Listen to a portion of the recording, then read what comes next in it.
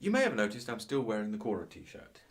I'm not going to lie, I record these episodes in batches. So I collect together and I collate a load of questions and answers that I will have done online, and I also look at questions that people have asked me, that my authors have asked me, that my other students have asked me, and come up with answers for them, and then I put it all together in a big file, and then it all goes onto my teleprompter and I record it all. So the reality is that I don't actually wear the Quora t-shirt every day, although I do wear it quite often. But this is all part of the same recording session, and after I've done the next Q&A, I'm going to change my t-shirt. Mainly because I think it just look better in the stills if I'm not wearing the same one every time. And I'll probably adjust the lighting a little bit as well to kind of give the illusion that it's not all being done on exactly the same day. I'm revisiting a question here. No, it's not the question. It's a type of question. It's one of a big set of questions that people ask about mostly what their school teachers, but also in some cases what their creative writing teachers, their university professors are telling them.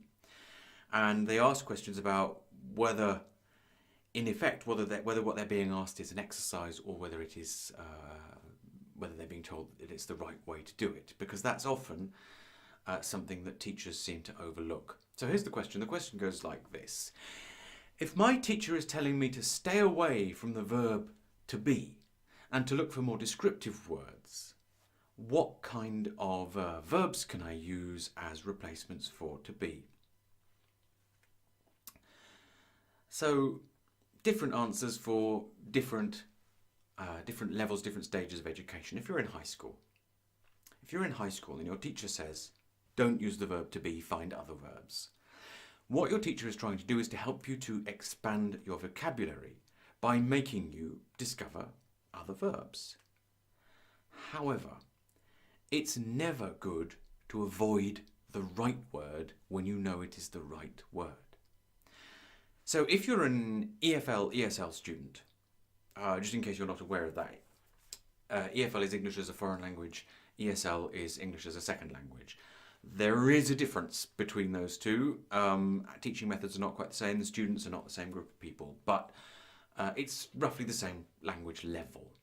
If you are an EFL or ESL student, your teacher's aim is the same. The teacher still wants you to learn more vocabulary, but also your teacher is trying to help you to articulate better.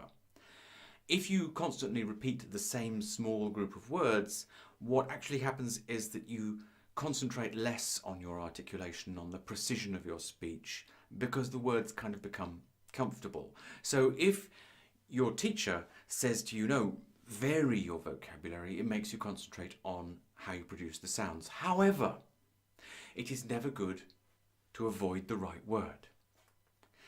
If you are a university student, if you're at university level or beyond, so maybe you're doing a creative writing degree or you're doing a postgraduate creative writing course, what your teacher wants is for you to see the differences between auxiliary, participle constructions and inflected constructions, in addition to the two previous answers. In fact, I cited a couple of technical sounding things there, but then there could be all sorts of linguistics-based, constructivist or deconstructivist grammar-based reasons, or whatnot, depending on what the professor's personal obsessions are.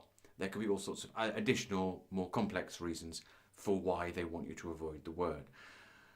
But sometimes it remains the same as the high school teacher. It's a valuable exercise just to look for something else. However,